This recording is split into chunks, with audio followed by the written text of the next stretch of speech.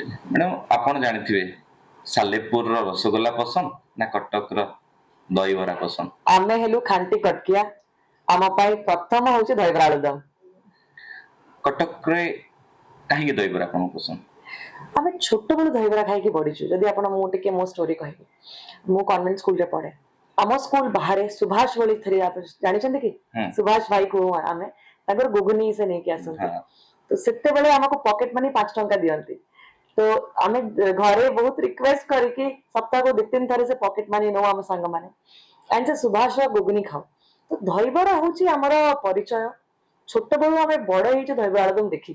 तो दहीबरा हमर आपना कहि पारे गोटे स्टेपल फूड टाइप रो हे जाइछि तो मु चेष्टा करे बाहर जाइए खाया पाई मते ईश्वर बहुत भल लगे रघुर तो बहुत पुराना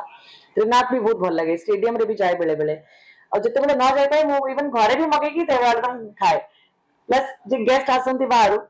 हमर गोटे रूटीन था हम सब बेले चेष्टा करू कि जे बाहर असले माने दहीबरा एकदम खाइबा निश्चित मैंडेटरी तांग पई